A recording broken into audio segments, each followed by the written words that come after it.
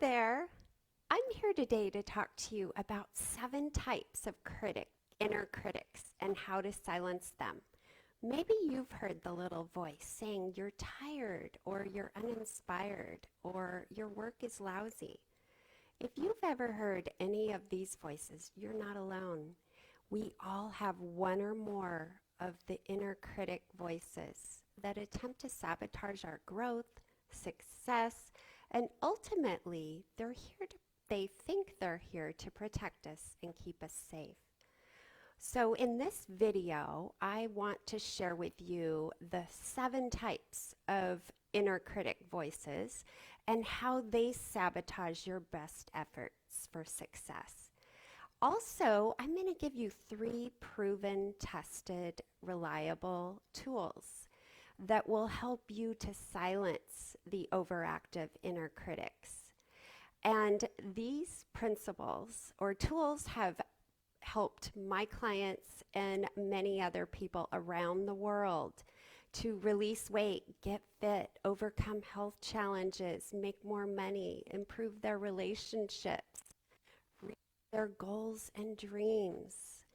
And if this sounds something like you want to know more about, I will share with you in just a moment. But before I do, I want to introduce myself. For those of you who don't know me, I'm Wendy Johnson, a transformational life coach, and I'm passionate about helping women overcome their challenges and design a life they love living on purpose with more joy, peace of mind, and well-being.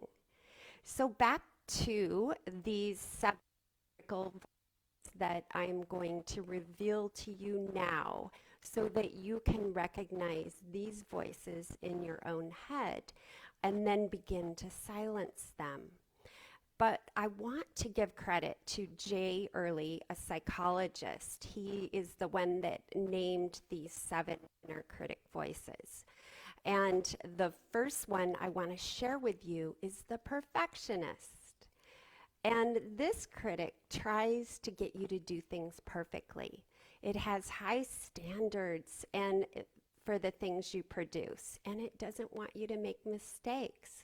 And it wants something to be complete and to represent your best.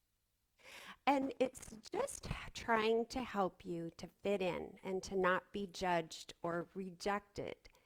The perfectionist sabotages you with voices like, you're never going to get it right, and you're not ready yet. The inner critic voice number 2 is the inner controller.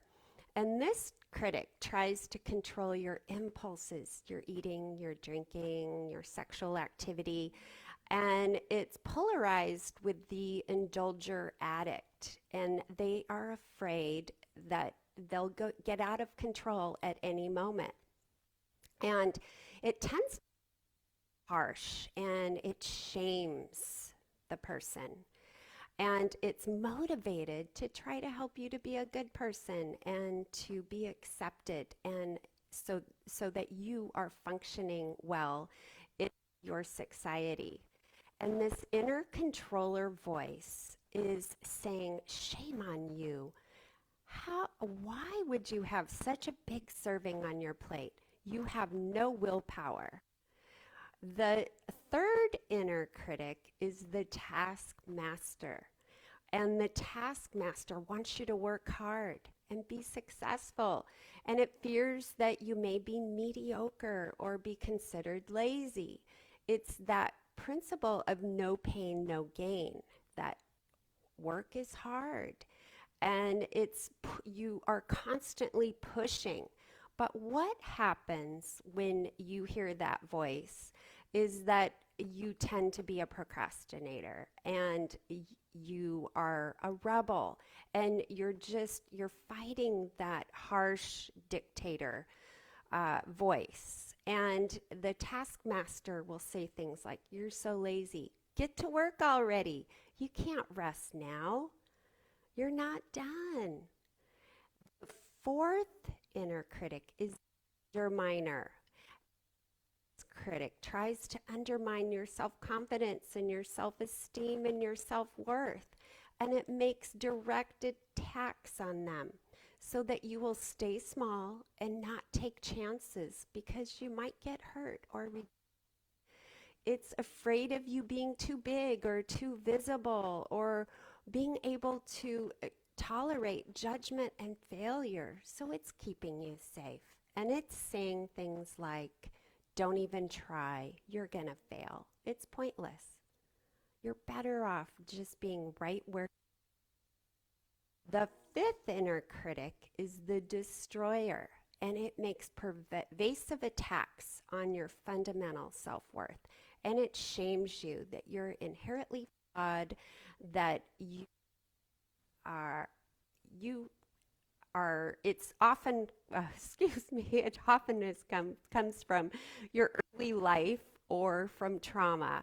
And it's motivated by a belief that it's better that you don't exist. And the destroyer says things like, you're worthless. You should have never been born. The sixth inner critic is the guilt tripper. And the guilt tripper is stuck in the past and it's unable to forgive done or people you've hurt. You're always going to be reminded of your mistakes.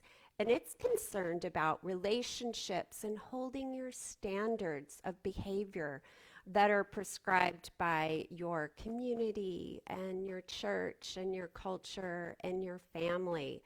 And it tries to prevent you from repeating past mistakes. So it's going to scare you with some tactics like, or will say, you'll regret this for the rest of your life. You'll never forgive for this. Maybe you've heard that voice. The seventh inner critic voice is the conformist or the molder. This critic wants you to fit into a certain mold based on standards that are held in your community and your environment, your culture, your family. And the conformist fear that it doesn't want to be a rebel or a free spirit. And that if you do act that way, that you're being simply irresponsible and unacceptable. So it keeps you from being in touch with and expressing your. Don't have to be different. You might get hurt. Don't make a fool of yourself. Keep your head down and just do your work. Don't speak to unless you're don't talk unless you're spoken to. Be a good girl. What can we do when we notice these voices and feel stuck or blocked from taking the action that we want? Well, I have good news. There are 3 proven, tested tools that will help you silence that negative inner critic. And the first, press the pause button. And I learned this from my mentor, Mary Morrissey. And notice what you're noticing and press the pause button and listen. Begin to listen to those voices in your head because we all have voices in us. We have the voice of fear, doubt, worry, and judgment, and of empowerment, inspiration, and encouragement. So what you do is you press the pause button, you notice that voice, and the second tool will help you even further. You are going to name the inner critic, and you're going to give that inner critic a name. Debbie Downer, Nancy Nelly, whatever it is, name the inner critic you hear. And what you're doing here is you're creating a psychological distance between yourself and this voice because this voice is only a part of you. It's not you. And you are just beginning to recognize these voices. And over the years, you have fed one or more of these inner critic voices. So it's just to press the pause button, notice, and have a conversation with this Debbie Downer or negative Nelly.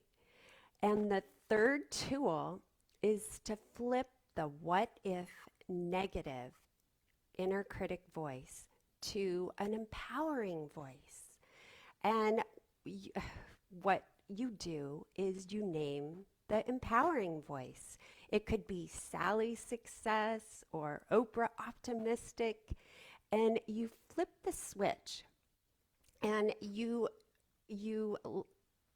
then speak from what would Sally Success say or what would Oprah Optimistic say, and you shift that what if I fail to conversation going on in your mind to what if I could? What if it's possible? What if it turns out?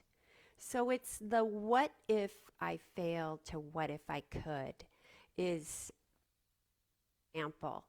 So what you want to do is notice what you're noticing, press the pause button, name the inner critic, and then to talk back to that inner critic with your empowering voice. That voice. So it's just imagine two people having a communication, that negative part of the voice and the positive part of the voice. And the positive, empowering, inspiring voice can win every time with this practice. And to help you have more clarity and listen to your empowering voice, I have a free gift for you, the 10 Principles to Design the Life You Love, and you can grab your copy. Comments. Feel free to like this video, share with family and friends who you think could use a little boost. And please subscribe to this channel so you can get a weekly dose. And until next time, here's to you and your success.